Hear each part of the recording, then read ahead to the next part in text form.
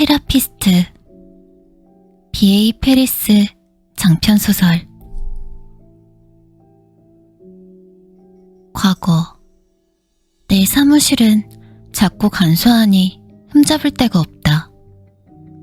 차분한 회색톤 공간에 그저 의자 2개만 놓여있다. 앉았을 때 몸은 포근히 감싸는 회색 의자는 환자용이고 색이 바른 가죽 의자는 내 것이다. 내 의자 오른편에는 메모지를 두는 작은 탁자가 있고 벽에는 코트를 걸어놓은 고리가 연달아 박혀있다. 그게 전부다. 왼편에 있는 문을 열면 이완 치료실이 나온다. 치료실 벽은 연분홍색이고 창문은 없다. 그저 화려한 램프 2개가 마사지 침대 위로 금빛 조명을 들이울 뿐이다.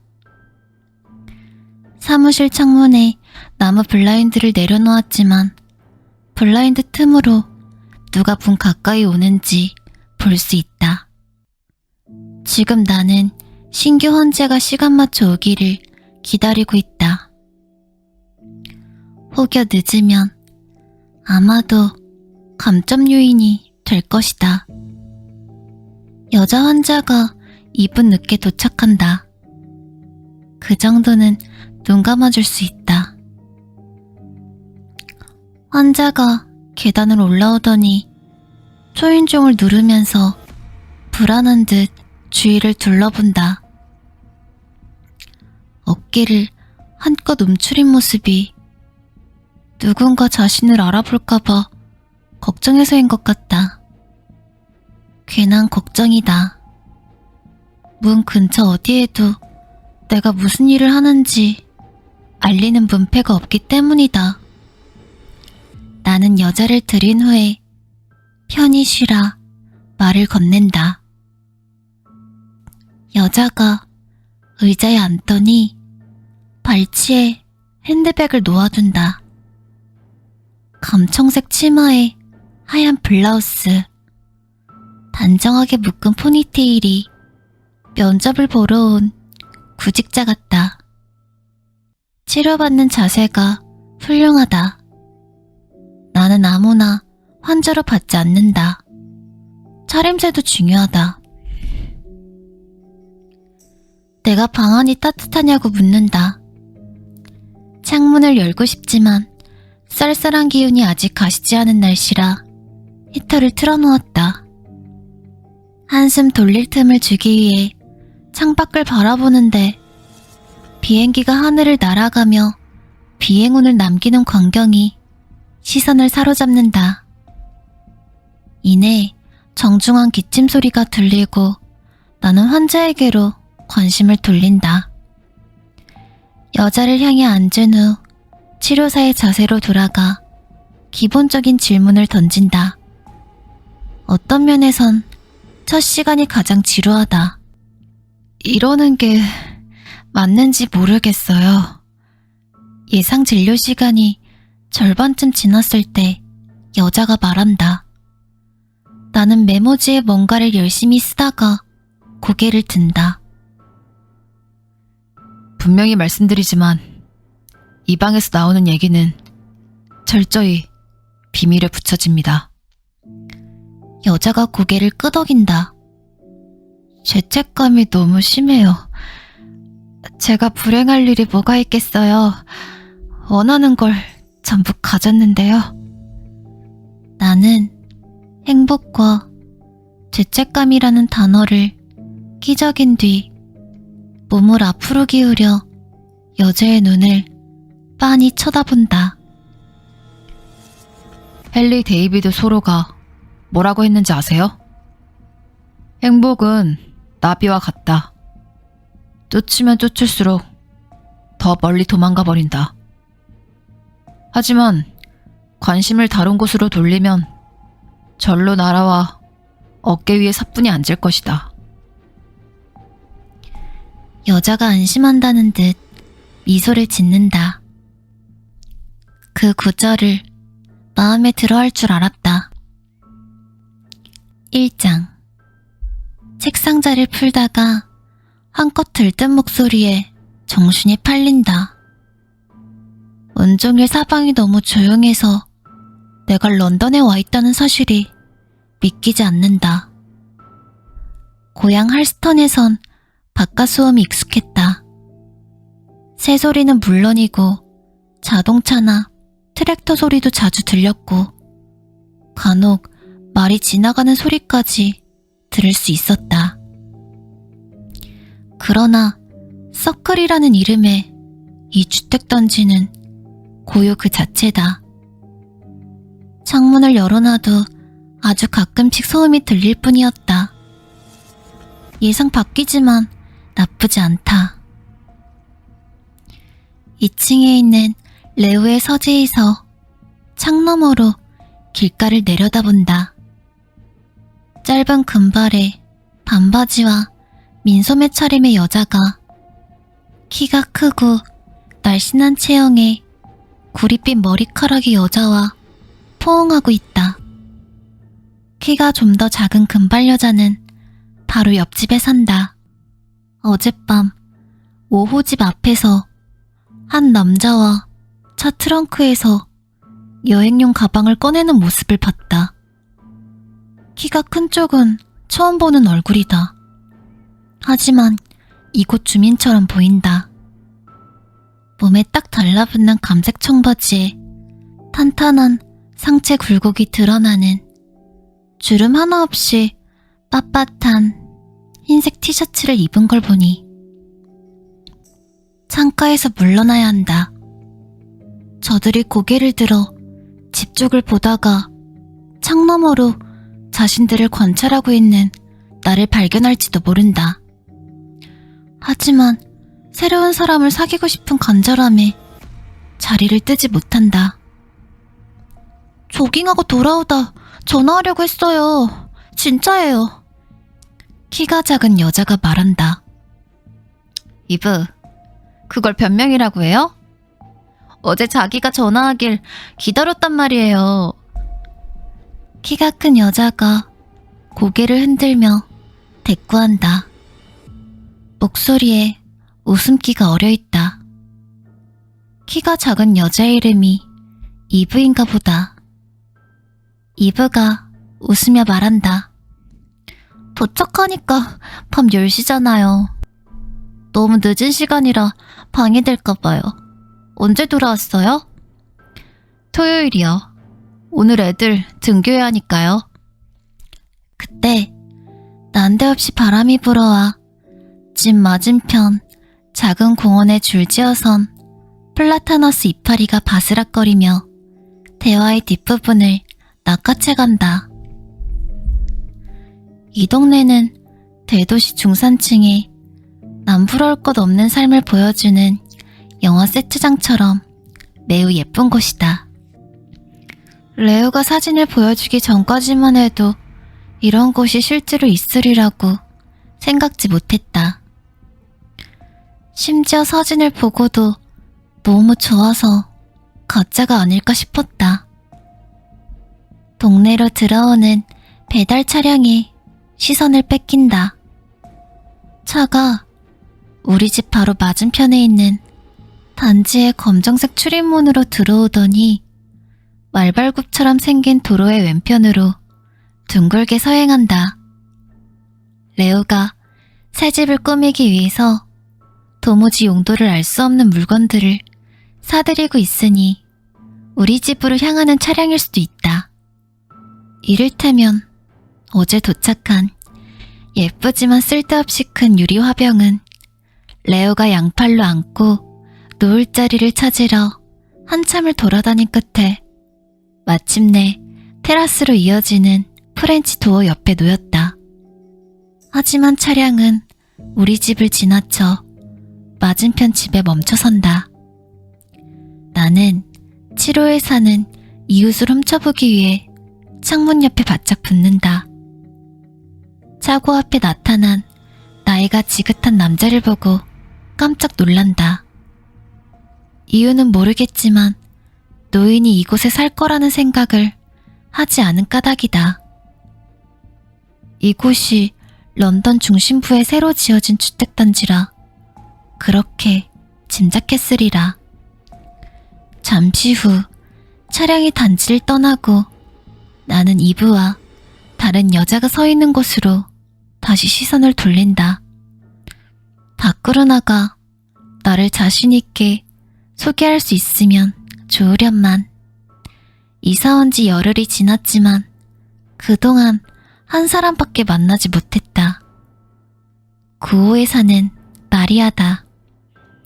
마리아는 자기와 똑같이 머리카락색이 짙은 남자아이 색과 멋진 골든 레트리버 2마리를 빨간색 승합차에 태우고 있었다. 마리아가 나를 돌아보고 먼저 인사를 건네 그녀와 짧게 담소를 나누었다. 단지 주민 대부분이 아직 휴가 중이고 새학기가 시작하는 9월에 맞춰 이달 말이나 돼야 돌아올 거라고 설명해준 사람도 마리아다. 그 사람들 만나봤어요?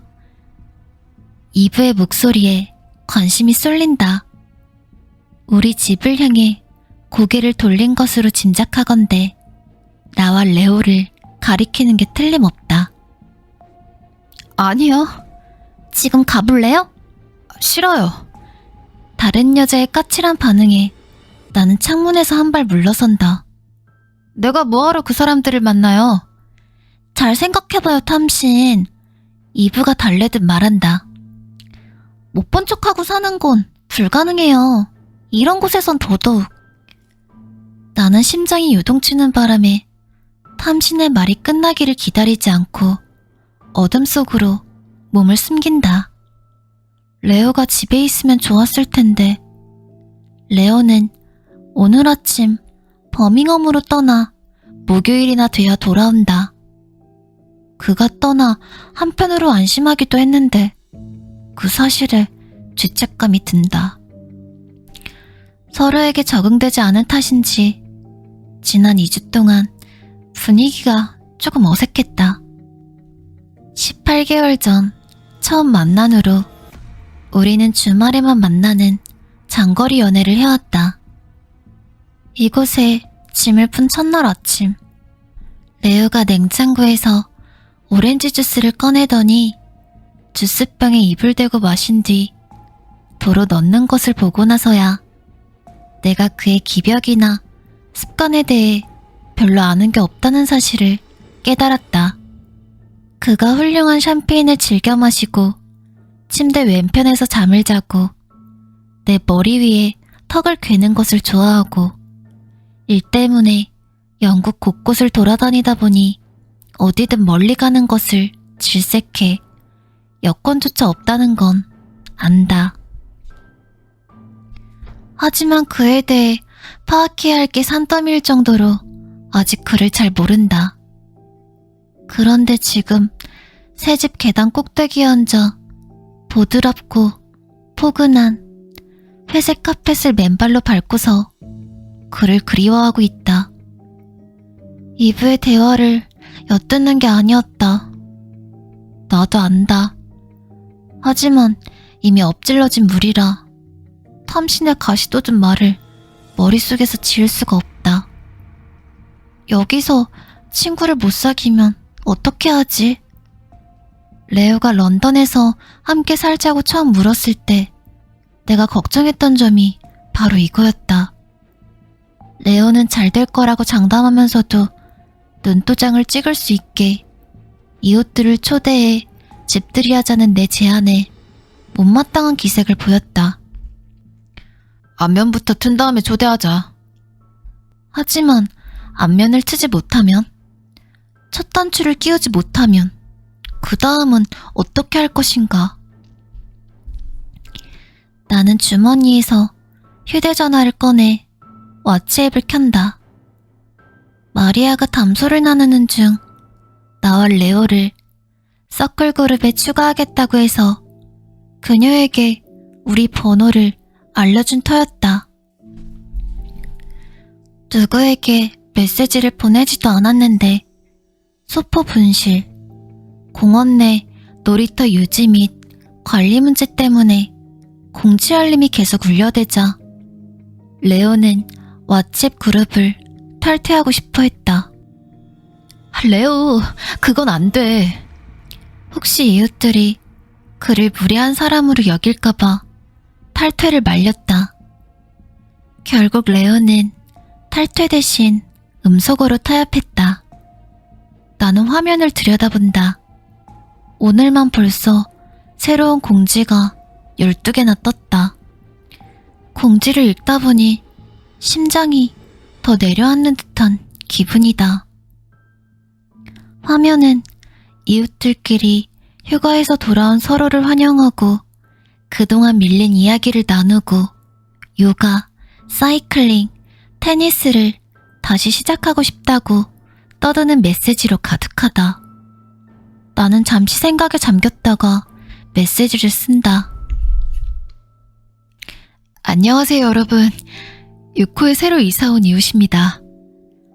이번 주 토요일 저녁 7시에 간단한 집들이 자리를 마련하려고 합니다. 오실 수 있는 분은 알려주세요. 앨리스와 레오. 그리고 마음이 바뀌기 전에 얼른 보내기 버튼을 누른다. 자, 여기. 레오가 지저분한 유리잔을 양손 가득 들고 부엌으로 들어오며 말한다. 그러고는 싱크대 옆에 유리잔을 내려놓고 앞머리를 쓸어 올린다. 정원으로 안 나올 거야? 재밌는 얘기 다 놓치겠어. 레오가 눈썹을 치켜 올리며 말을 잇는다. 조금 전에 쓰레기통 때문에 주의받았어. 수거하는 날에 집 옆쪽으로 안 보이게 숨겨서 내놓으래. 와우. 내가 웃으며 답한다. 너무 재밌어서 할 말이 없네. 나는 과자 봉지를 뜯어 내용물을 그릇에 붓고 가장자리로 튀어나간 두 조각을 그릇 안으로 주워 담는다. 인공적인 트러플 향이 코를 건드린다. 전부 오면 나도 합류할게. 진짜야. 여기서 문을 열어주는 사람이 있어야 하거든. 레오가 의심이 가득한 눈초리로 그릇을 내려다본다. 이거 무슨 향이야? 먹어봐. 내 대꾸에 레오가 과자를 하나 들고 입에 넣어 씹더니 코를 찡긋거린다. 아우, 시체네. 그가 말한다. 시체 맛이야. 나는 그의 말뜻을 눈치채고 웃는다. 코를 톡 쏘는 싸구려 향이라는 의미다. 레오가 과자를 또 하나 집어 입에 넣고 씹으면서 얼굴을 과하게 찡그린다. 마음을 풀어서 다행이다. 내가 참지 못하고 사람들을 초대했다고 말하자 그가 짜증을 냈던 터였다. 그 얘기를 꺼낸 게 목요일 저녁이었다. 레오가 버밍엄에서 사흘 동안 머물다가 돌아온 날이었다. 여느 때처럼 푹푹 찌는 날씨 때문인지 그는 더워 보였고 또 화난 것 같았다. 레오가 셔츠 목 부분을 잡아당기며 말했다. 기다리기로 했잖아. 미안해진 나는 그를 진정시키기 위해 와인 한 병을 집어들었다. 그냥 몇 잔 마시는 것 뿐이야. 일부러 파티라는 단어를 빼고 대꾸했다. 나는 서랍 안에서 코르크 따개를 찾으며 그에게 와인병을 건넸다. 여기 사는 사람들. 전부 다? 하지만 3호는 안 올 거고 9호도 마리아 팀 중 한 명만 올 거야. 그러니까 많이 와도 21명이야. 언젠데? 토요일. 이번 주 토요일? 응. 대화는 그렇게 끝났다. 그런데 그날 저녁부터 입도 뻥긋 안 하던 레오가 어제 이브의 파트너 윌을 찾아갔다. 나는 레오와 윌이 문간에서 대화를 나누는 모습을 창문 너머로 지켜보면서 혹시 레오가 착오가 있어서 집들이를 취소하겠다고 말하는 게 아닐까 조마조마했다. 하지만 레오는 집으로 돌아오자마자 맥주와 샴페인을 사러 나갔다 오겠다고 했다. 나는 안도의 한숨을 쉬었다. 샴페인은 어때? 충분할 것 같아? 내가 묻는다. 지금 내 속도라면 부족해요. 이브의 목소리다. 문간에 서서 한 손에 빈잔을 들고 있는 이브를 레오의 어깨 너머로 바라본다. 양볼의 홍조가 짧은 금발 끝부분에 물들인 분홍색과 꼭 같다. 이 샴페인 맛있네요. 나중에 프로세코가 할인을 하면 좋을 텐데요. 이브와 탐신이 창밖에서 대화하는 걸 엿들은 다음 날 이브와 정식으로 인사를 나누었다. 나는 금세 그녀가 마음에 들었다. 그녀는 탐신과 다르게 나와 레오를 만나고 싶어 할 뿐만 아니라 따뜻하고 배려 깊었다. 이미 다들 알고 지내는 동네에 들어와 산다는 게 쉽지 않다는 점도 이해해 주었다.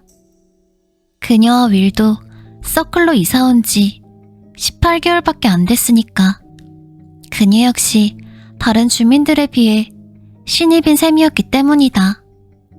레오가 고개를 돌린다. 이브, 올 사람은 다 온 거죠? 앨리스가 정원에 있다가 초인종 소리를 못 들을까봐 걱정해서요. 윌이 리허설이 늦어서 방금 도착했으니까 올 사람은 다 온 것 같아요. 마리아와 팀만 빼면요. 두 사람은 베이비시터를 못 구해서 난감하다고 왓츠앱에 올린 것 같던데요? 나는 냉장고에서 샴페인 3병을 꺼내 한 병은 이브에게, 2병은 레오에게 건네며 대답한다. 맞아요. 마리아가 가능하면 둘 중 한 명은 들을 거라고 했어요. 이브가 웃는다.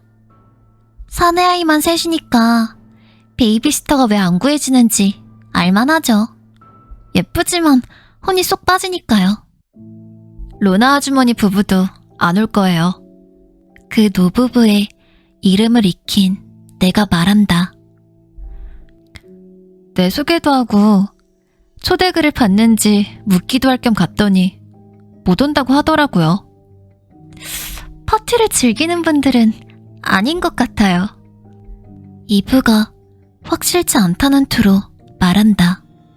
솔직히 그 외에는 아무도 안 올 것 같지만 문을 살짝만 열어놓으면 어때요? 이브가 누군가 훔쳐가기라도 할 것처럼 샴페인 병을 가슴에 꼭 끌어안은 채 말을 잇는다. 그러면 팀이나 마리아가 온다고 해도 알아서 들어올 거예요. 나는 잠시 머뭇거린다. 할스턴에선 문을 열어놓아도 괜찮았지만 도시는 다르지 않은가. 내가 불안해하는 것을 눈치채고 레오가 내 이마에 입을 맞춘다. 괜찮아. 보안이 철저해서 누가 들여보내주지 않으면 아무도 못 들어와. 나는 레오에게 미소를 지어 보인다. 레오 말이 맞는다. 더불어 런던 생활에 대한 선입견도 버려야 한다. 복도 쪽으로 걸어가는데 손이 문에 닿기도 전에 초인종이 울린다. 잠깐 나갔다 올게. 고개를 돌려 레오에게 말한다. 이번 손님만 받을게. 문을 열자 말쑥한 치노 바지에 멋진 리넨 재킷 차림에 키가 크고 잘생긴 남자가 서 있다. 남자가 몇 걸음 물러서서 움푹 들어간 회색 눈동자를 반쯤 내리깔고 나를 내려다본다. 그쪽이 팀이군요. 내가 웃으며 말한다. 전 앨리스예요. 들어오세요. 안녕하세요, 앨리스. 만나서 반가워요. 그가 천장에 매달린 유리 조명등 아래 그늘로 그가 고개를 휙 숙이며 복도로 들어온다. 잠깐 침묵이 감돈다. 이 집에 와본 적 있으세요? 내가 침묵을 깨기 위해 묻는다. 아니요, 그럴 리가요. 하지만 일부 개조를 하신 건 알죠? 2층만요. 벽을 허물어서 침실을 넓혔어요. 멋지군요. 지금 머릿속으로 그려보는 중입니다. 그가 계단을 쳐다본다. 앞쪽이요? 아니면 뒤쪽이요? 뒤쪽이요. 원하시면 보여드릴게요. 나는 미소를 지으며 말을 덧붙인다. 오늘 저녁에 계단을 오르내린 게 처음도 아니다. 우리가 확장 공사를 해서 그렇지 원래 서클에 있는 집 12채는 구조가 전부 같다. 그래서 똑같은 공간을 우리가 어떻게 활용하는지에 다들 관심이 많다. 좋죠. 저도 보고 싶군요. 남자가 나를 따라 올라오라며 말한다. 그러면 마리아가 당첨됐나 봐요. 층계침에 다다랐을 때 내가 물었다. 네? 마리아가 집에 남아애들을 돌보기로 했나 봐요. 마리아가 그러던데요? 베이비시터를 못 구해서 큰일이라고요. 그가 고개를 끄덕인다. 맞아요. 구하기 힘들더군요. 아무래도 새학기라 시터들도 친구들과 그동안 밀린 수다를 떨고 싶은가 봐요. 나는 층계참 오른편에 있는 문을 연다. 그를 데리고 방으로 들어서니 열려있는 창문으로 사람들이 정원에서 웃음을 터뜨리며 수다를 떠는 소리가 들어온다. 와, 놀랍군요. 이렇게 큰 침실은 처음 봐요. 남자가 방 안을 둘러보며 말한다. 레오 생각이에요. 3개는 과한 것 같아 2개를 하나로 합쳤어요. 메리가 따라하겠다고 나설까봐 겁나요. 메리요?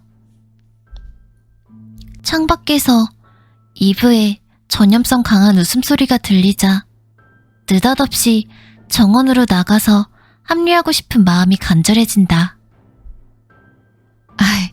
죄송하지만 아내 이름이 마리아인 줄 알았어요. 그가 미소를 짓는다. 맞아요. 하지만 전 메리라고 불러요. 아내가 수녀원 부속학교 출신이라 농담 삼아서 불렀는데 그대로 굳어졌지 뭡니까? 그가 설명하며 창문 반대편 벽면을 절반이나 차지하고 있는 옷장을 살핀다. 깊이도 유난히 깊고 블라인드처럼 생긴 멋진 나무문이 달린 옷장이다. 옷장이 저 정도로 커도 괜찮군요. 나도 모르게 웃음이 터진다. 그가 방을 나서면서 내가 계단을 먼저 내려가도록 비켜선다. 복도로 나가자 그가 점잖게 말한다. 고마워요. 구경 잘했습니다. 나는 정원을 가리킨다. 다들 정원에 모여있어요. 잔 하나 집어들고 원하는 만큼 실컷 드세요. 저는 이만 문 닫으러 가볼게요. 정원으로 나가기에 앞서 공기를 들이마시며 숨을 쉰다. 그러고는 부엌을 지나가는데 싱크대에서 잔에 수돗물을 채우는 팀이 보인다.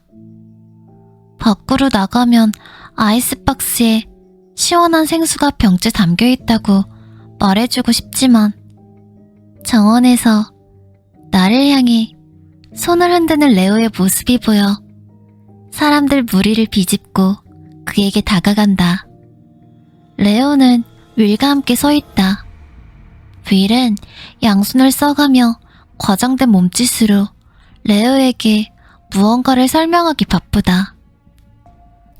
촉망받는 배우인 윌은 색이 짙은 풍성한 머리칼, 끝이 살짝 휜 코, 뚜렷한 입술로 미래의 스타 자리를 예약해놓은 몸이다. 이분은 밖에 나갈 때마다 사람들이 그를 알아본다면서 불만을 토로하지만 실은 은근히 즐기는 듯한 눈치다. 내가 가까이 다가갈 때 8호에 사는 제프가 무리에 합류한다. 이혼남이다. 그리고 또 황갈색 머리카락의 다른 남자는 이름이 생각나지 않는다. 탐신과 동행이라 조금 조심스럽다.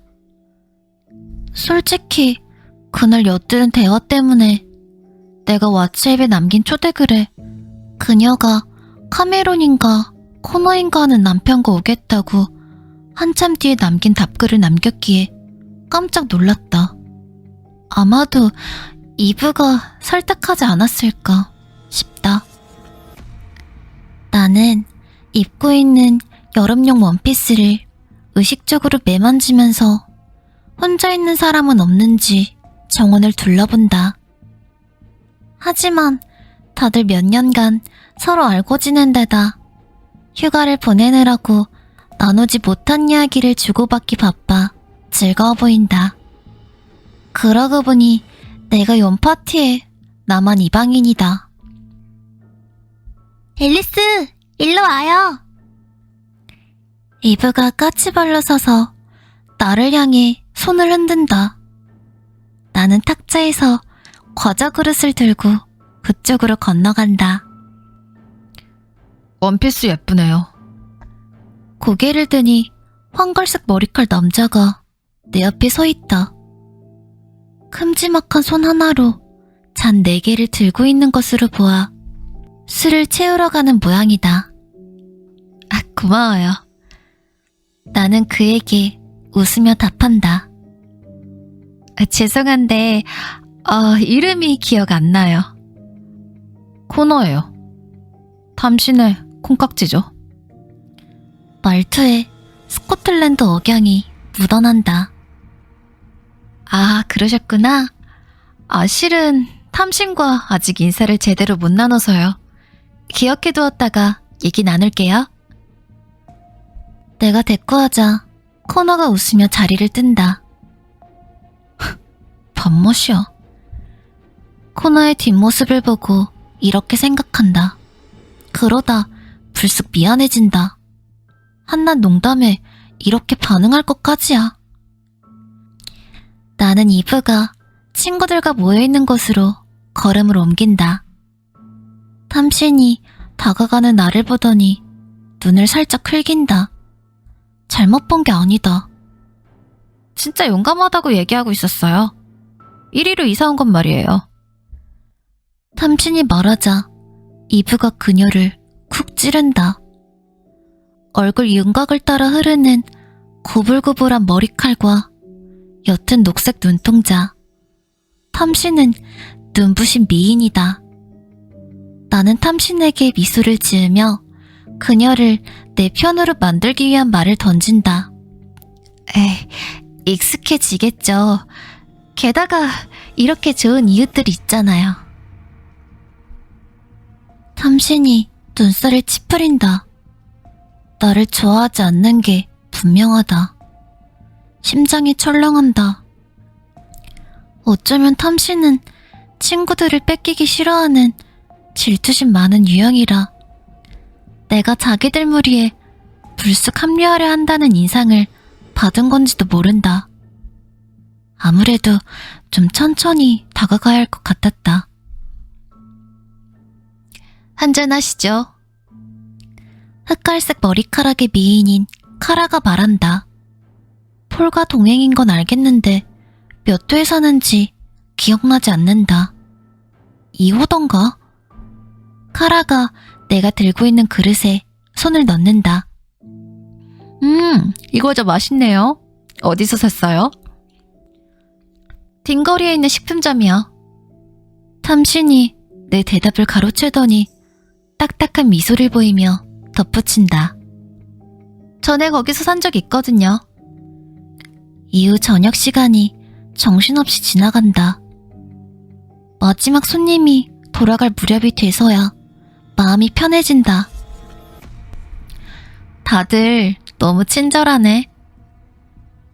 식기세척기에 유리잔을 넣으면서 레오에게 말한다. 이젠 슬슬 몇 명씩 저녁 식사에 초대해서 제대로 대화를 해야겠어. 레오가 눈썹을 치켜 올리며 말한다. 시간을 두고 누가 누구인지부터 익히자고. 이미 다 익혔어. 내가 짓궂게 대꾸한다. 이호에서는 카라오포라고 인사했어? 진짜 좋은 사람들 같아. 레오가 몸을 꼿꼿이 세운다. 좋은 사람들 같긴 해. 하지만 섣불리 판단하지 마, 앨리스. 당신을 전부 보여주지도 말고. 난 여기가 할스틴처럼 되지 않았으면 좋겠어. 내가 어리둥절해서 그를 쳐다보며 묻는다. 왜? 레오가 날카로운 말투를 감추려는 듯 나를 끌어당긴다. 사람들이 우리에 대해 시시콜콜 다 아는 거 별로야. 우리끼리도 괜찮잖아, 앨리스. 그가 내 입술에 키스한다. 다른 사람은 필요 없어. 3장. 한가로운 일요일 아침이다. 우리는 침대에서 한참을 꿈을 대다가 정원으로 나와 레오가 차고에서 찾은 오렌지색 파라솔을 펼쳐 나무 선베드에 그늘을 만들어 놓고 나란히 누워있다. 강렬한 제스민 향이 공기 가득 떠돌고 가슴 위에는 읽다만 책이 놓여있다. 나는 옆에 누운 레오를 향해 고개를 느릿하게 돌린다. 레오가 휴대전화로 문자를 확인하다가 내 시선을 알아채고 말한다. 폴이 다음 주 주말에 같이 테니스를 치자네. 그리고 코너가 목요일 주민자치회 회의가 있으니까 잊지 말래. 레오가 휴대전화를 잔디에 내려놓고 내 손을 잡는다. 다행히 버밍엄에서 시간 맞춰오긴 힘들 것 같네. 난 언제든 갈 수 있어. 내가 눈을 감고 그의 손길을 느끼며 중얼거린다. 남자들끼리의 모임 같은데. 레오의 대답에 나는 눈을 번쩍 뜬다. 와, 이리로 이사 오면서 의식도 1950년대로 퇴행했는지 몰랐네. 레오가 활짝 웃으며 옆으로 돌아눕는다. 날 원망하지 마. 코너말로는 끝나고 다 같이 자기 집에 가서 위스키를 마신대. 위스키 유통업자니까 좋은 물건이 많을 거야. 그러니까 여자는 위스키를 안 마신다 이거네. 대수롭지 않은 듯 말하며 그에게 몸을 기대고 입을 맞춘다. 그를 대하는 게 꽤 편해져서 다행이다. 버밍엄 일은 언제 끝나? 몇 주 안에. 그가 웃는다. 매일 저녁 집에 와서 당신을 보고 싶어 미칠 것 같아. 당신이 신호등 앞에서 내 차로 후진해오던 그 순간부터 그게 내 소원이었어. 나는 웃음을 터뜨린다. 아유, 얼렁뚱땅 넘어가시겠다? 당신이 내 차를 들이받았잖아. 들이받은 건 아니지. 말로는 반박하지만 얼굴은 웃고 있다. 부딪혔지.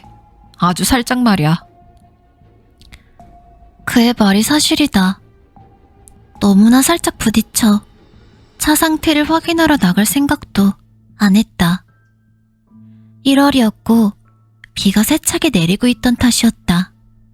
하지만 그가 내 차 가까이 오더니 빗속에서 유리창을 두드리며 창문을 내려달라고 손짓했다. 정말 죄송합니다. 빗방울이 그의 얼굴을 타고 흘러내렸다. 신호등이 초록색으로 바뀌어 차들이 우리를 지나쳐가자 그가 몸을 더 가까이 숙였다. 그 바람에 흠모와 미안함이 동시에 깃든 그의 녹갈색 눈동자를 볼 수 있었다. 아무 데도 안 다쳤어요. 진짜예요. 부딪히는 느낌도 안 났어요. 다쳤을지도 몰라요. 그리고 차가 분명 조금은 망가졌을 겁니다. 정말이지 괜찮아요. 비에 젖어 그의 머리칼이 이마에 찰싹 달라붙은 게 마음에 들었다. 거뭇거뭇하게 자란 턱수염도 그의 말대로 차가 살짝이라도 망가져 이 대화를 이어나갈 구실이 생겼으면 싶었다. 확인해보는 것도 나쁘지 않겠지. 나는 안전벨트를 풀었다. 그래야 마음이 편하신다면 확인이라도 해볼까요? 차에서 내린 후 비가 들지 않게 코트깃을 세우며 차 뒤편으로 가서 몸을 숙여 범퍼를 확인했다. 아주 미세한 자국이 있긴 했지만 그건 몇 주 전 친구 데빈의 말 운반용 트레일러로 후진할 때 생긴 흔적이 분명했다. 보이지 않는 곳에 문제가 생겼을지도 몰라요. 도로를 달리다가 범퍼가 떨어질 경우를 대비해 제 명함을 드려도 될까요? 나는 웃었다. 굳이 원하시면요. 당연하죠. 그가 지갑에서 명함을 꺼내 내게 건넸다. 그쪽 명함도 받고 싶은데요. 그쪽 범퍼가 떨어졌는데 민폐 끼치기 싫다고 잠자코 계실 경우를 대비한 겁니다. 레오 커티스. 나는 명함에 적힌 이름을 읽었다. 위기관리 컨설턴트다. 명함이 없으니 번호를 드릴게요. 그날 밤 그가 내게 전화를 걸었다. 뒤늦게 목 통증이라도 생긴 건 아닐까 싶어 확인차 전화드렸습니다. 전 괜찮아요. 차도 괜찮고요. 그를 안심시켰다. 그러면 함께 무사함을 축하해야겠군요. 그가 웃었다. 제가 저녁 식사를 대접해도 될까요? 그건 좀 어려울 것 같아요. 내가 애석해하며 말했다. 어색한 침묵이 잠시 흐르고 그가 입을 열었다. 죄송합니다. 제가 진즉에 눈치를... 아니, 그래서가 아니에요. 내가 급히 끼어들었다. 명함을 보니까 런던에 사시는 것 같은데 저는 이스트 서식스에 살거든요. 함께 식사하는 게 쉽지 않을 듯 해서요. 염려 마세요. 차가 있으니까 운전해서 가면 됩니다. 혹시 댁에서 멀지 않은 곳에 제가 그쪽 인생에 돌진한 것을 사죄하는 의미로 대접할 만한 괜찮은 레스토랑이 있을까요? 믿으실지 모르겠지만 있어요. 그렇게 모든 일이 시작되었다. 레오가 고개짓으로 내 휴대전화를 가리킨다. 문자 보내는 사람 있어? 즐겨찾게 나밖에 없는 거 아냐? 그의 농담이 살짝 신경 쓰이지만 그건 순전히 탐신의 불친절한 태도 때문이다. 카라한테 어젯밤에 고마웠다는 문자 하나 받았어. 다른 사람들처럼 벌써 왓츠앱에 글도 올리고 참 다정해. 여기 사람들 전부 예의 바른 것 같아. 입주 축하 카드 보내준 거 봤어? 거실 벽난로 선반 위에 올려뒀는데. 봤어. 몇 주 동안은 거기 있겠네. 그가 미소를 짓는다. 생일 카드와 크리스마스 카드를 지겨울 때까지 진열해 놓는 내 버릇을 두고 하는 말이다.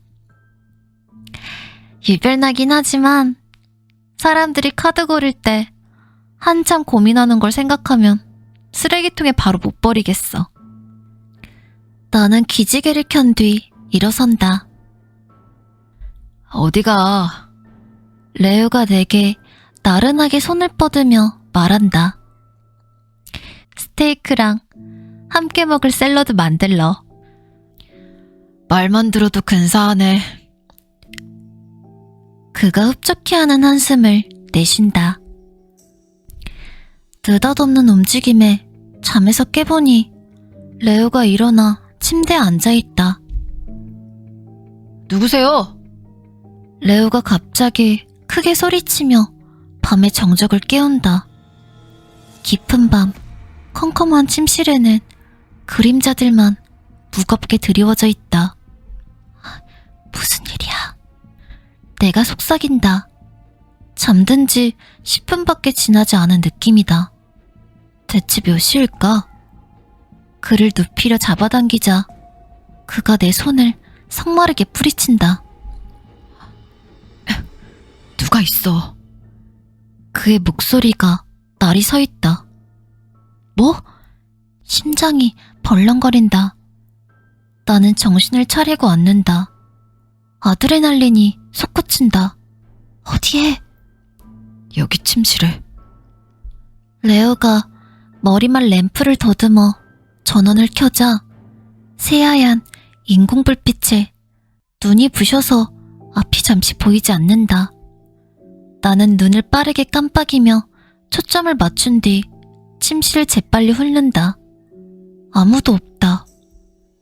나무 문이 달린 빌트인 옷장과 구석에 놓인 의자, 그 위에 쌓인 옷가지가 전부다. 확실해? 내가 의심스럽다는 듯 묻는다. 확실해. 나는 한쪽 팔에 힘을 줘 상체를 일으킨 후 가늘게 뜬 눈으로 반쯤 열린 욕실문 안쪽을 바라본다. 머릿속으로는 누군가 샤워부스에 숨어서 머리 위로 날이 긴 칼을 치켜들고 있는 모습을 이미 상상하고 있다. 그때 레오가 이불을 젖히고 침대 밖으로 다리를 휙 빼내는 바람에 깜짝 놀란다. 어디 가려고? 그가 나체로 일어선다. 긴장한 탓인지 몸에 힘이 잔뜩 들어가 있다. 복도에 불 켜려고. 그리고는 살짝 열린 침실 문틈으로 손을 내밀어서 벽에 달린 스위치를 누른다. 나는 층계참과 계단으로 쏟아지는 빛에 눈살을 찌푸리며 누군가 다급하게 집을 나가는 소리가 나는지 귀를 기울인다. 하지만 아무 소리도 들리지 않는다. 경찰 부를까? 충전 중이던 휴대전화를 집어들며 묻자 레오가 대꾸한다. 잠깐만. 먼저 확인하고 옆방도 보고 올게. 나는 침대에서 나와 면가운을 그려진다. 가운으로 몸을 가리자 무방비로 노출된 느낌이 들긴 했으나 레오를 따라 문 쪽으로 가자니 심장이 쿵쾅거린다. 나도 갈래. 아니, 여기 있어. 무슨 소리 들리면 경찰 부르고. 잠깐만. 나는 욕실으로 달려가 아무도 없는지 재빨리 확인하고 헤어스프레이 통을 가지고 나와 뚜껑을 연 뒤에 레오에게 건넨다. 누구든 보이면 눈에 뿌려. 앞이 안 보이게. 평소에 레오라면 실오라기 하나 걸치지 않은 남자더러 무기랍시고 헤어 제품을 들고 있으라는 거냐고 나를 놀렸을 것이다.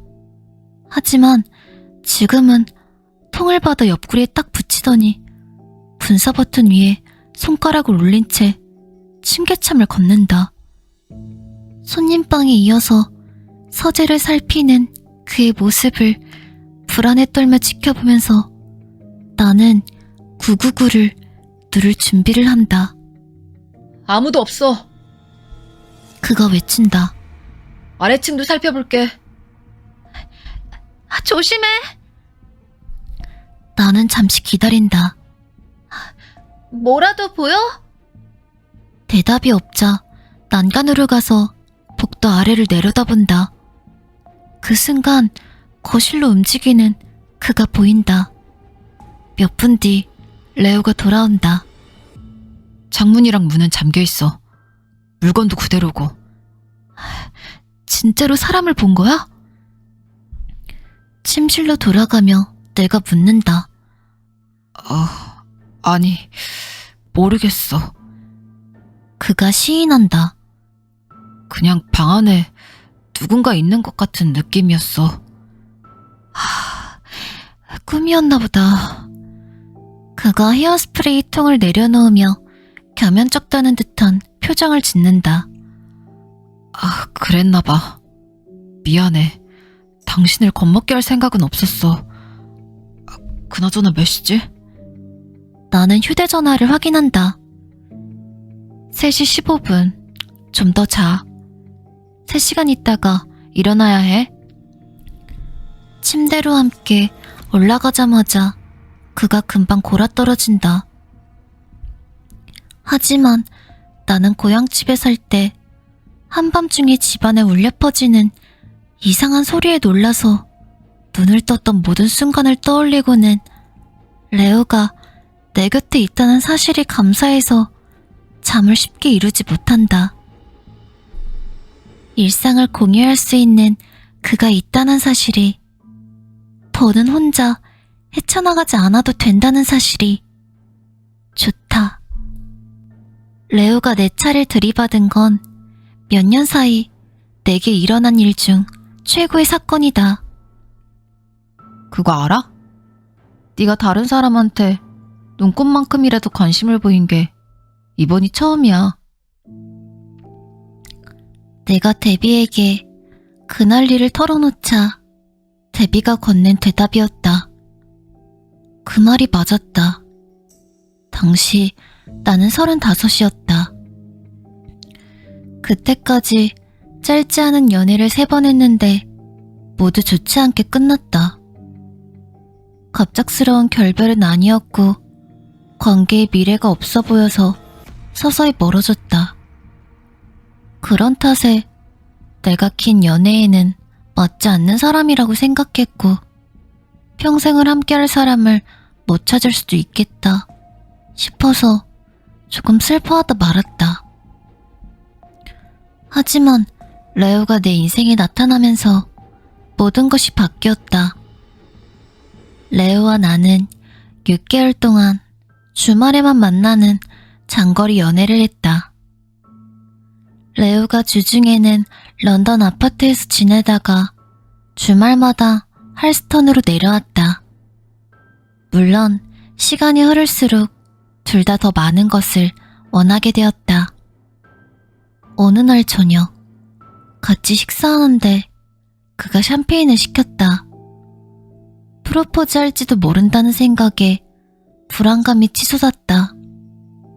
결혼에 관해 이야기를 나눈 적도 없었고 생각할 시간이 필요하다는 말로 우리 사이를 망치기도 싫었다.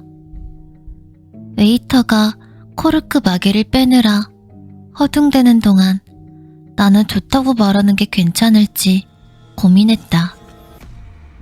할스턴에서 레오와 여생을 함께 보내는 미래가 느닷없이 아름다워 보였다. 앨리스, 당신한테 할 말이 있어. 샴페인 잔이 채워진 뒤 그가 말했다. 당신과 언제나 함께하고 싶어. 주말에만 보는 건 이제 그만하자. 그가 심호흡을 하고 말을 이었다. 나랑 같이 살래?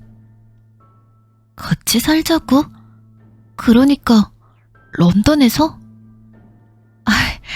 순간 자기가 결혼하자고 하는 줄 알았잖아. 나는 혼란을 감추려고 농담을 했다. 레오가 내 손을 잡았다. 당신을 사랑해. 하지만 난 결혼은 믿지 않아. 지금 이 나이에 결혼하는 것도 싫고 행복한 부부를 본 적도 없어. 어쨌거나 그냥 종이 서류에 불과하잖아. 그런 서류가 있다고 해서 서로를 더 사랑하게 되는 것도 아니고. 그런 뜻이 아니야. 나는 샴페인을 한 모금 마시고 대답했다. 결혼을 안 하는 건 상관없어. 그런데 같이 살자니 당신 아파트에 살자는 거야? 응. 레오가 원하는 대답을 해줄 수가 없었다. 할스턴에 사는 것이 가끔 외롭기는 했어도 이곳이 내가 아는 전부이자 내가 살아온 유일한 동네였다. 친구들도 내 삶도 이곳에 있었다. 생각 좀 해봐도 될까? 내가 물었다. 너무 오래 끌지만 않으면. 그가 웃으며 말했다. 매일 당신과 함께 지내고 싶어. 주말만이 아니라. 그 후로 런던에서 살자는 화제를 그럭저럭 잘 피했다. 그러던 중 6개월 전 레오가 중부지방으로 전근을 가게 됐다.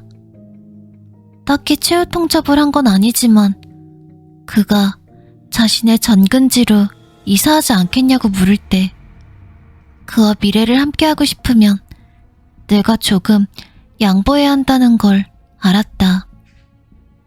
그와 함께하고 싶었다. 나야 어디서든 일할 수 있지만 그는 그럴 수 없고 런던으로 거처를 옮긴다고 해도 나는 킹스크로스역에서 출발해 할스턴으로 가기가 상대적으로 쉬웠다.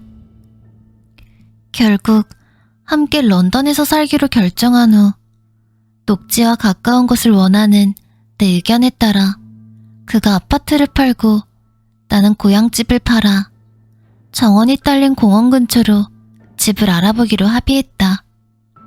그러면 그가 월요일부터 목요일까지 버밍엄에 살면서 중부지방의 일을 보고 금요일부터 토요일까지 런던에서 나와 시간을 보낼 수 있었다.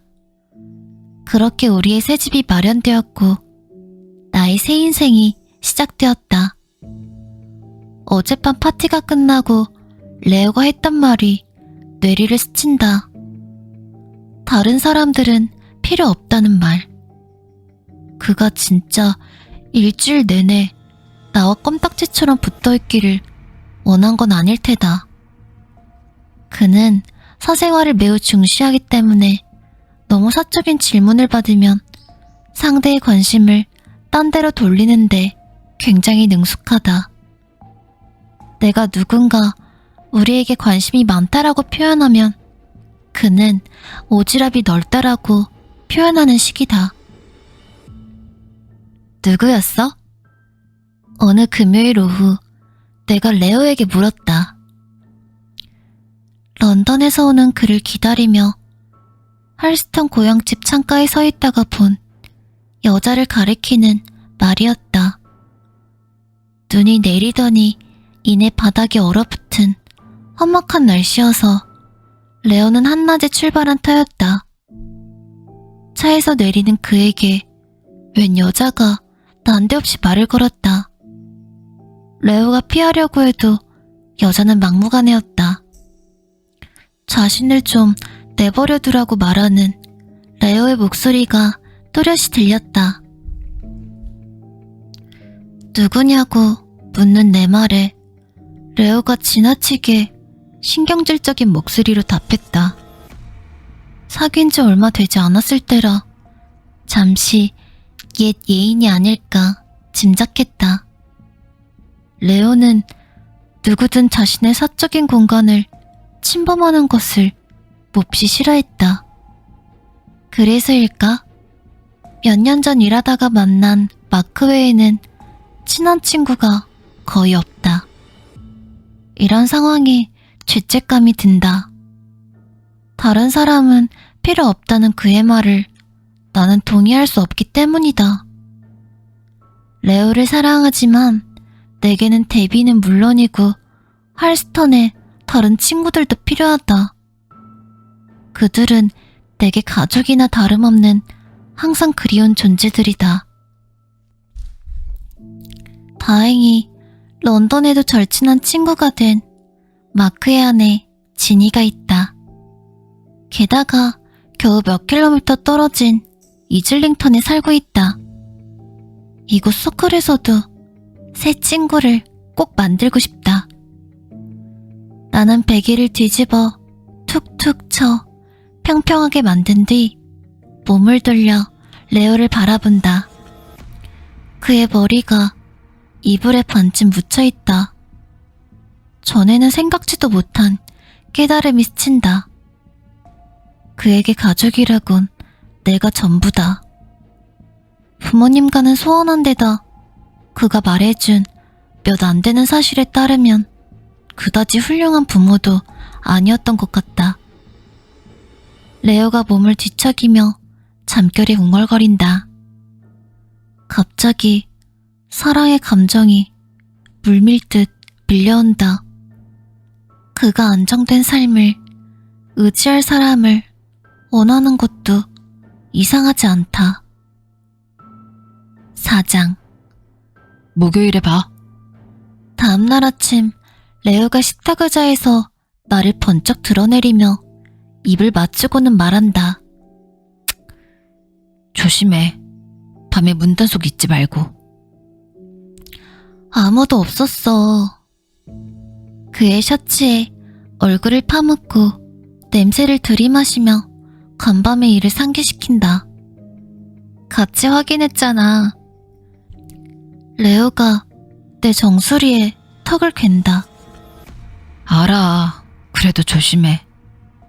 내가 타일을 잡고 그를 아래로 끌어당겨서 작별 키스를 한다. 사랑해. 그가 복도에서 가방을 집어들고 손을 흔들더니 현관으로 사라진다.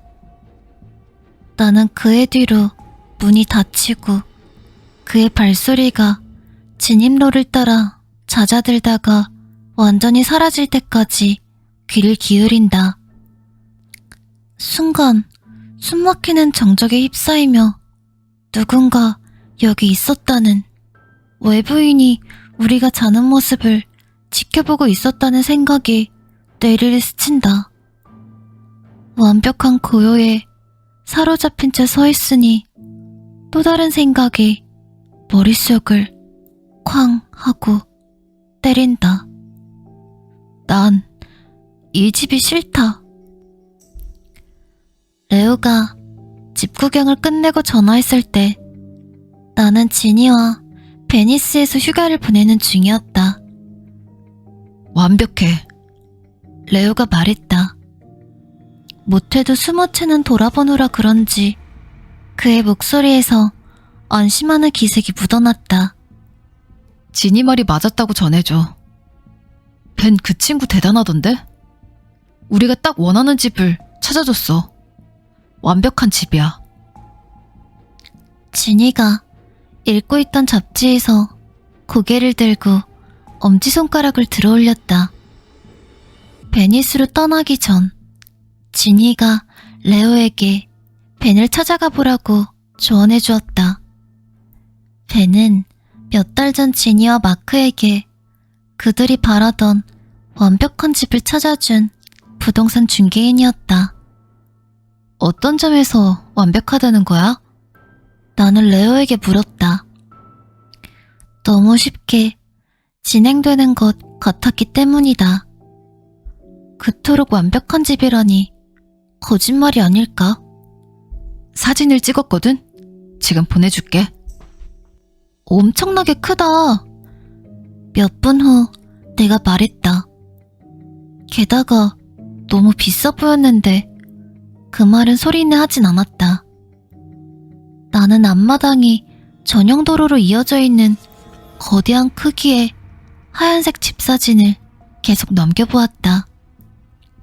할스턴에 있는 내 조그만 오두막과는 정반대였다. 방이 4개야. 2층에 3개, 아래층에 1개. 욕실은 2개고. 레오가 설명했다. 방이 4개라고? 방이 4개라고? 레오, 4개나 있을 필요는 없어. 그래. 하지만 용도에 바꾸면 되지. 아래층 방을 2번째 사서로 쓴다든가. 나는 다음 사진을 보았다. 집들 사이에 울타리 같은 건 없어? 뒤편에만 있어. 다른 사진도 봐. 총 12집이고 외부인 출입을 제한해서 매우 안전해. 단지 한가운데 작고 예쁜 공원이 있는데 그 주변으로 집들이 지어졌어. 나는 옆에 앉아있는 지니에게 휴대전화 화면을 보여주며 사진을 계속 넘겼다. 주택마다 해당 구역 왼편에는 집이 서 있고 오른편에는 차고와 진입로가 설치되어 있어서 옆집과 경계를 지었다. 검은 철책으로 둘러친 작은 공원의 꽃밭, 벤치, 오솔길로 예쁘게 꾸며져 있었고 한쪽 구석에는 아이들을 위한 조그만 놀이터도 있었다. 우리가 구경한 그 어떤 매물보다 훌륭했다. 하지만 내가 알던 세상, 내가 익숙한 세상과 몇 광년이나 떨어져 보였다. 굳이 이런 데 살고 싶진 않은데. 내가 주저하며 말했다. 평범한 곳이 아니야. 고급 단지라고. 어디 있는데? 핀즈버리 파크 근처. 그 말에 어리둥절했다. 핀즈버리는 넘보지 못할 나무라며 이미 배제한 터였다. 핀즈버리는 너무 비싸지 않아? 그래서 특별한 거야. 한동안 비어 있었대. 그래서 벤이 내 아파트와 같은 값에 살 수 있으리라 생각한 거지. 그 말은 곧 할스턴 집은 팔지 않아도 된다는 뜻이야, 앨리스. 상관없어. 내가 반박했다. 이미 마음먹었어. 알아. 하지만 그 집이 당신한테 얼마나 소중한지도 잘 알아. 내가 이제껏 생각하던 게 그거야. 당신 고향집도 팔지 않고도 살 수 있는 집을 찾는 것. 레오가 말을 잠시 멈추었다. 한 6개월 정도 세를 줬다가 런던이 정 마음에 안 들면 그때는 할스턴 고향집으로 돌아갈 수도 있고. 말이 씨가 된다고. 나는 진이를 의식해 침실로 자리를 옮겼다. 문이 닫히길 기다린 다음 말을 이었다. 무슨 말이야, 레오? 우리가 6개월도 못 갈 거라고 생각하는 거야? 아니, 그게 아니야. 당신이 런던으로 거처를 옮기는 것 때문에 고민하니까. 이러면 결정하기 쉬울 것 같아서. 만에 하나 이곳 생활이 지긋지긋해지더라도 할스턴 집이 기다리고 있다는 걸 알면 말이야. 필요할 때 미래를 다시 계획할 수 있도록 도와주는 안전망이 셈이지. 눈물이 차올랐다. 고향집을 판다는 생각에 마음이 찢어지는 듯 했지만 레오에게 들키지 않으려고 필사적으로 노력했다. 결국 실패하고 말았지만. 그리고 그가 옳았다. 할스턴 집이 그대로 남아있다면 런던으로 이사오기 훨씬 쉬울 게 분명했다. 나한테 왜 이렇게 잘해줘? 내가 물었다. 당신을 사랑하니까. 그러면 이제 이대로 진행해도 될까? 이왕이면 오늘 하고 싶은데. 1시간 안에 전화 줄게. 내가 약속했다. 나는 사진을 다시 천천히 넘겨보았다. 진이도 마음에 들어했다. 자신과 마크가 사는 곳에서 멀지 않다는 말까지 덧붙이면서 적어도 나를 보러 오겠다고 런던 시내를 가로지를 필요는 없잖아. 그녀가 햇빛 차단용 모자의 넓은 챙을 쥐고서 머리에 꼭 맞게 고쳤으며 말했다. 자, 런던에 입성하게 된 걸 축하하는 의미로 와인이나 한잔하러 가자. 아직 동의한 건 아니야. 나는 그녀에게 사실을 상기시켰다. 무언가 계속 신경이 쓰였다. 할스턴 집을 팔지 않고 이대로 진행하면 그걸 레오의 집이지 우리의 집이 아니었다. 그런데 그게 중요할까? 나는 결혼은 하기 싫다던 레오의 말이 떠올렸다. 집을 함께 소유하면 우리가 서로를 더 사랑하게 될까? 답은 아니오였다. 결국 나는 레오에게 전화해 그대로 진행하라고 말했다. 일주일 뒤 마침내 그 집을 실물로 마주했다. 레오가 단지 입구에 서 있는 검은 철문을 열기 위해서 키패드에 비밀번호를 입력하는 걸 보면서 그가 왜 고급 단지라고 했는지 깨달았다. 집집마다 화면으로 출입문을 볼 수 있어서 허락받지 않은 외부인은 아무도 못 들어와. 레오가 설명했다. 첫 집인 1호는 정문 왼편에, 마지막 집 12호는 오른편에 있었다. 우리 집인 6호는 정중앙인 정문 반대편으로 그 사이에 공원이 있었다. 어때? 차에서 내리며 레오가 물었다. 나는 하얀 담벼락, 붉은 타일이 깔린 가파른 지붕, 깔끔하게 정돈된 잔디, 콘크리트 진입로, 차고에서 정문까지 이어지는 포장도로를 눈여겨보았다. 모든 집이 생김새가 똑같았다. 집들로 만든 시계 같네. 나는 선뜻 내키지 않는 마음을 감추며 미소를 지었다. 집 안으로 들어서자 널찍한 복도 왼편으로 보는 순간 서재로 점찍은 커다란 다이닝룸이 있었고 그 옆에 난 이중문을 통과하니 오픈 플랜식 부엌이 집 안쪽을 차지하고 있었다. 복도 오른쪽에는 널찍한 거실과 샤워실이 딸린 침실이 하나 있었다. 정문 오른쪽에 있는 계단을 따라 2층으로 올라가니 침실 3개와 욕실, 서재가 나왔다. 아래층 침실을 두 번째 서재로 만들 생각이야. 하나씩 자제하면 될 것 같아. 레오가 설명했다. 좋은 생각이네. 내가 아래층 서재를 쓴다는 조건이라면. 내가 그에게 입을 맞추며 말했다. 부엌이랑 가까운 게 좋거든. 나는 2층 서재도 만족해. 그가 층계참에 반대쪽 문 중 하나를 열었다. 이게 가장 큰 침실이야. 근사하다. 환하고 통풍이 잘 되는 방을 둘러보며 내가 말했다. 그렇지? 근데 옆 침실에는 샤워실이 딸려 있어. 와서 봐봐. 레오를 따라가 들여다본 침실은 조금 전 방보다는 작았지만 그래도 제법 컸다. 침실 2개를 하나로 합쳐서 샤워실이 딸린 큰 침실로 만들고 싶어. 그가 설명했다. 그리고 남은 방은 손님방으로 쓰는 거야. 데뷔가 오면 머물 수 있게. 너무 좋다.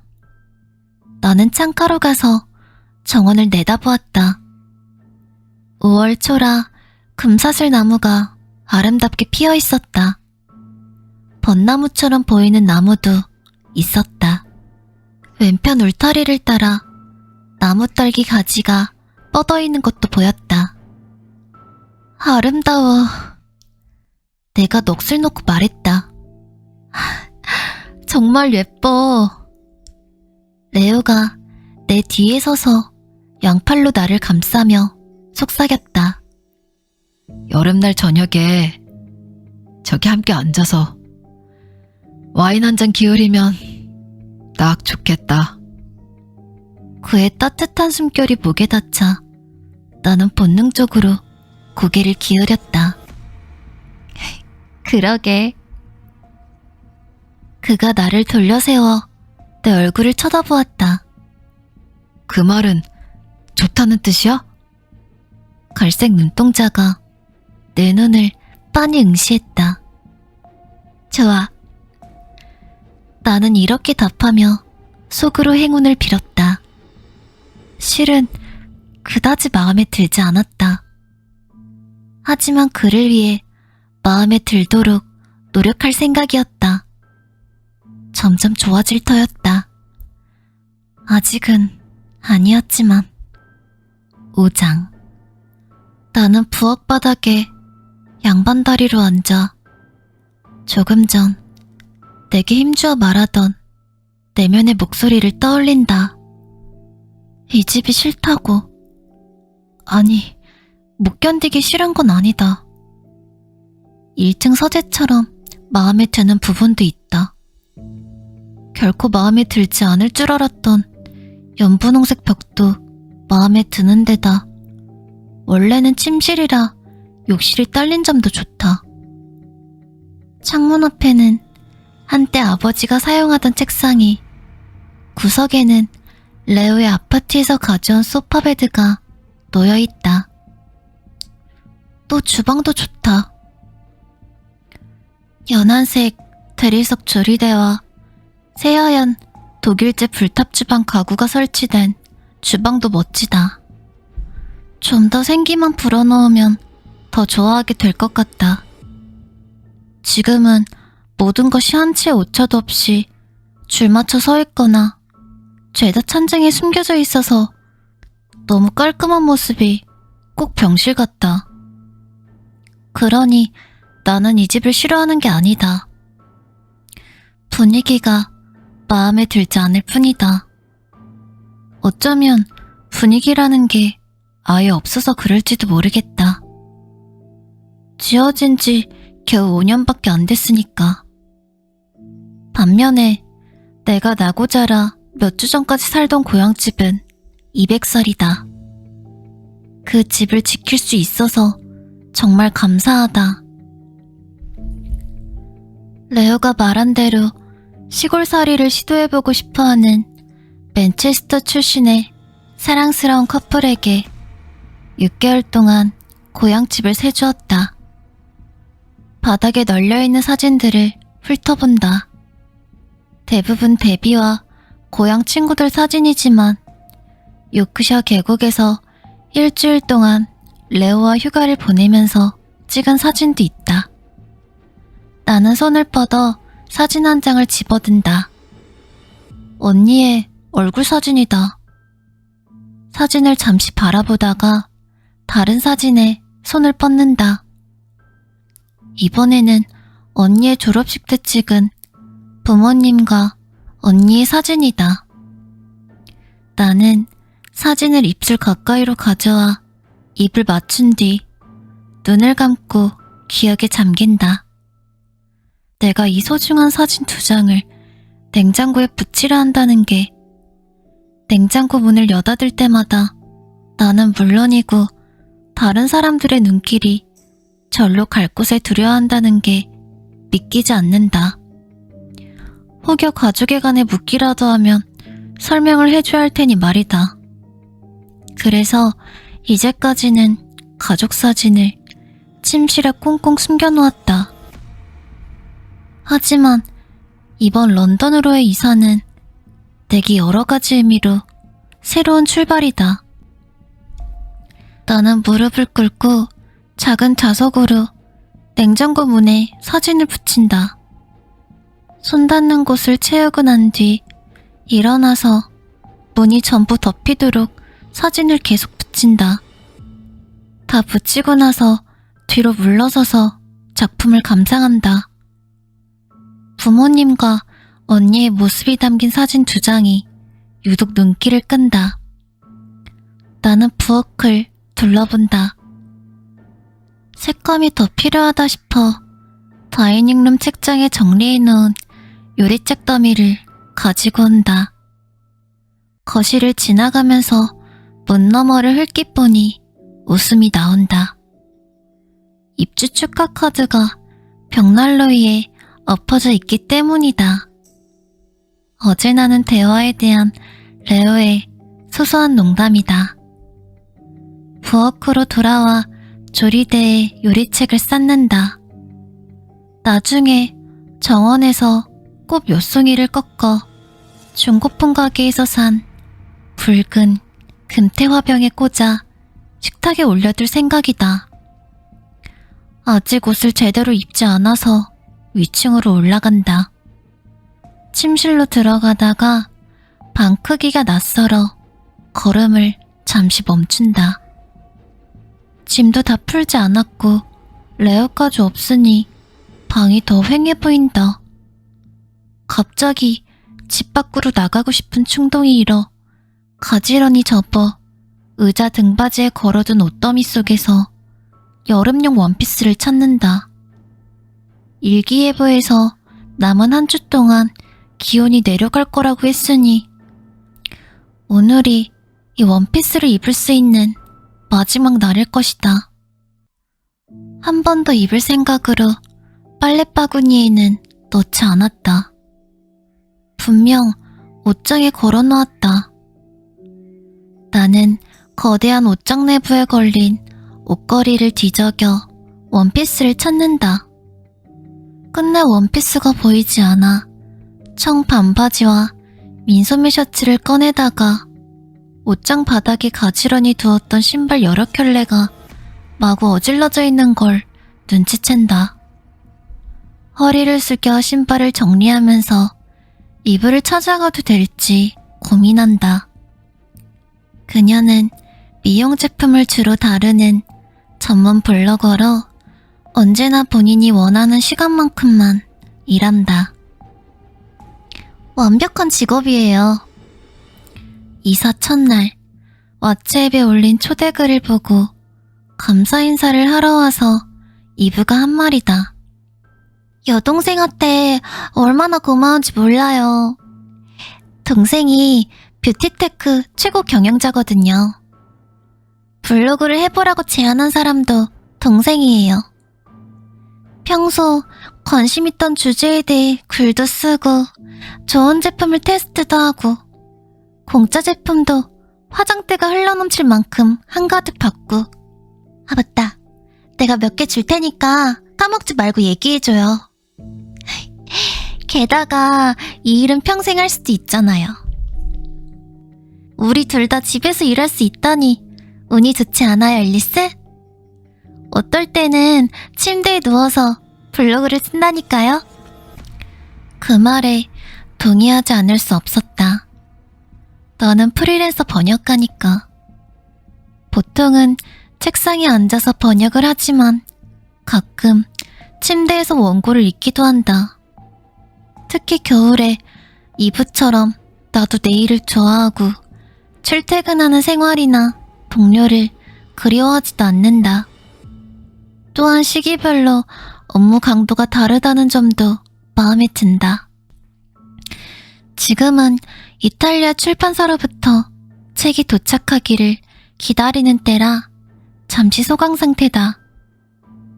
이사 직전까지 몇 달 동안 너무 고단했던지라 두어주는 푹 쉬었다. 하지만 일을 다시 시작해야 한다. 이미 슬슬 시동이 걸린 지루함에 완전히 장악당하기 전에. 침실에서 나와 레오의 서재를 지나가는데 비스듬히 돌아간 책상 의자가 보인다. 서재로 들어가 등받이에 손을 올리고 의자를 책상 쪽을 향하도록 돌려놓는다. 창밖을 내다보다가 이 위치에서 단지 내의 집들을 모두 볼 수 있다는 사실을 깨닫는다. 반대로 다른 집 창문도 눈동자처럼 나를 쳐다보고 있다. 나도 모르게 몸이 떨린다. 그래서 단지를 원형으로 지은 걸까? 모든 집이 서로를 지켜볼 수 있도록. 나는 아래층으로 내려와 열쇠를 찾은 뒤 운동화를 신는다.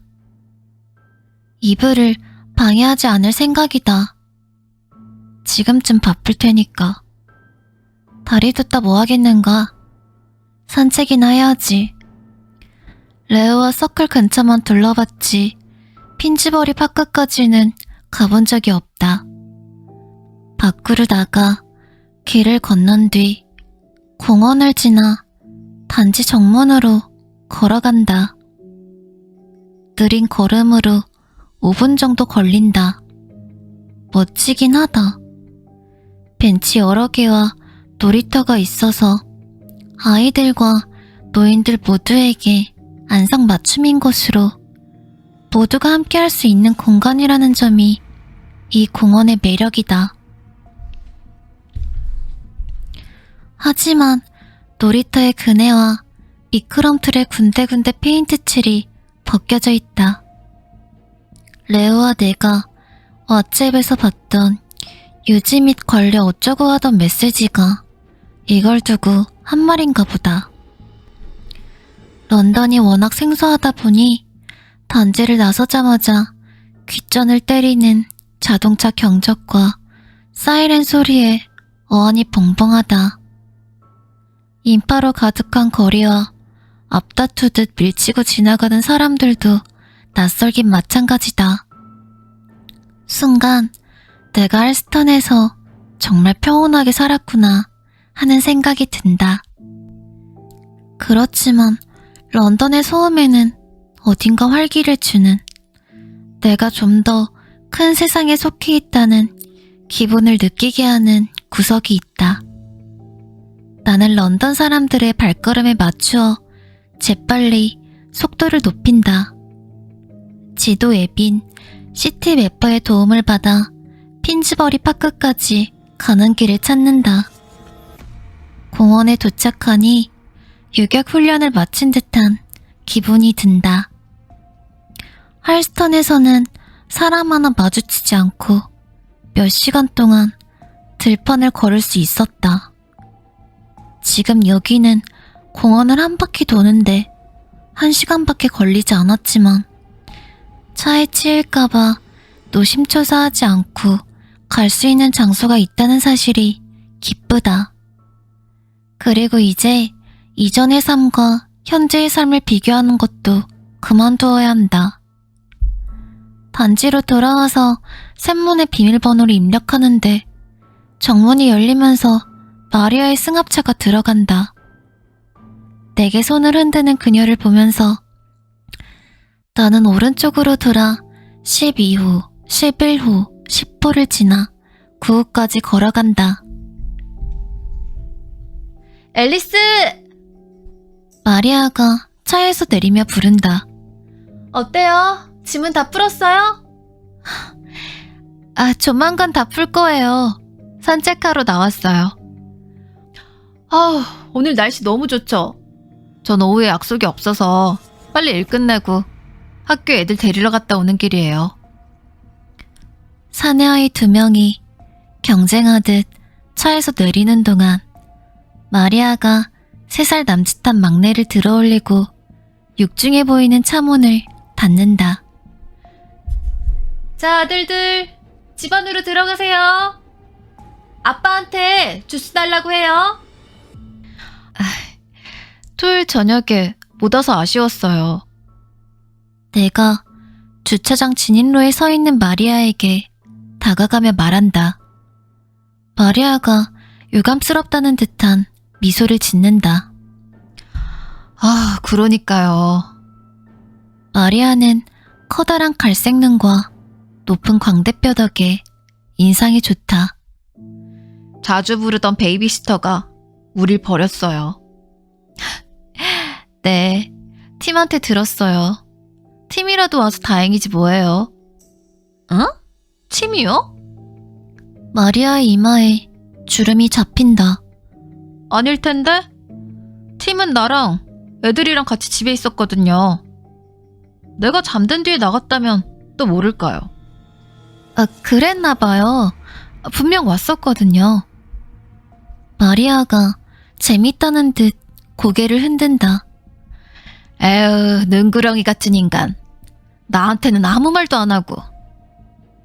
그러고는 조수석 바닥에서 핸드백을 집어들고 현관문으로 걸어가더니 복도에 대고 소리친다. 팀! 토요일에 앨리스네에 갔다면서 왜 말 안 했어? 잠깐만. 팀이 답한다. 뭐라고 하는지 잘 안 들려. 듣고 싶은 말만 골라 듣는 거겠지. 마리아가 입을 실룩거리고 있으니 팀이 어느새 현관으로 나와서 아내 옆에 선다. 미안. 뭐라고 했어? 팀이 내 쪽을 살피더니 인사한다. 안녕하세요. 새로 이사 오신 분이죠? 그런데 내 눈앞에 서 있는 이 남자 처음 보는 얼굴이다. 나쁜 일이 벌어질 것 같은 깨름칙한 기분이다. 그러니까 당신이 팀이라고요? 내가 당황해서 말한다. 남자가 웃음을 터뜨린다. 마지막으로 거울 봤을 땐 저 맞던데요? 아, 토요일에 왔던 팀이 아니에요. 내가 마리아에게로 고개를 돌린다.